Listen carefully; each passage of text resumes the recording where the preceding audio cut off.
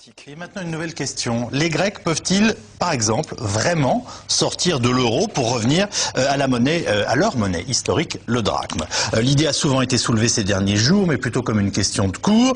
C'est en tout cas celle que défend le professeur d'économie Jean-Jacques Rosa.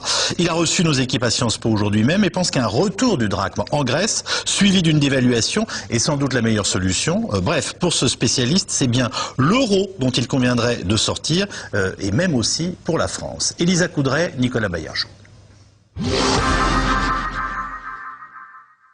Est-ce que la Grèce doit sortir de la zone euro?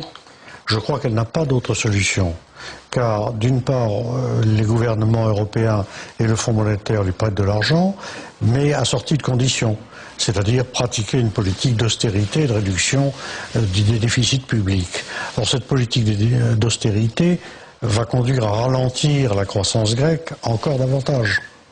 Et quand la croissance se ralentit, les recettes fiscales diminuent et les demandes de subventions et de dépenses sociales augmentent, ce qui creuse les déficits. Donc il n'y a pas de solution dans cette direction. Et la Grèce va se trouver dans une situation pire, probablement dans quelques mois, qu'elle ne l'est aujourd'hui. Tandis que si elle décide de sortir de la zone euro, de retrouver l'autonomie de son taux de change, à ce moment-là, elle peut pratiquer, et elle doit pratiquer, une dévaluation importante qui lui permettra de relancer ses exportations, donc sa croissance. Pour vous, c'est la seule solution? Je ne vois pas d'autre solution. Quelles seraient les conséquences pour la zone euro? D'autres pays sont dans des situations difficiles, qui ne sont pas aussi graves que celles de la Grèce, mais qui sont du même ordre, comme l'Espagne, le Portugal, peut-être même l'Italie.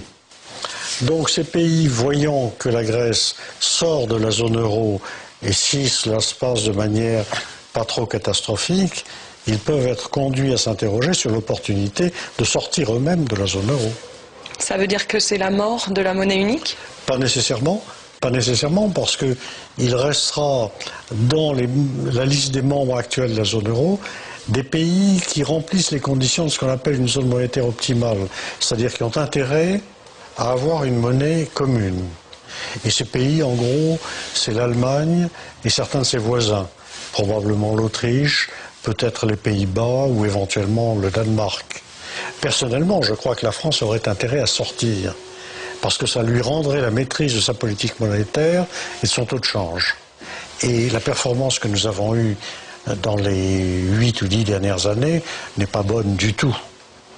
Donc si nous avions une monnaie indépendante avec un taux de change indépendant, je pense que nous aurions une croissance nettement plus forte. Jean-Jacques Rosa, il n'est pas brigade rouge, hein. Il est patron du MBA. Non mais je le dis qu'on entendait il y a 2 minutes. Voilà, il est patron du MBA à Sciences Po, où vous êtes vous-même professeur, et il nous dit, écoutez, c'est sans doute ce qu'il y a de mieux pour les Grecs, et c'est peut-être ce qu'il y aurait de mieux pour la France, sortir de l'euro. Oui, c'est un économiste sérieux, il est pro-libéral, il est pour le marché. Eurosceptique, quoi, dans tous les sens du terme, si je puis dire. Il a toujours été opposé à l'euro, il a toujours combattu cette monnaie commune.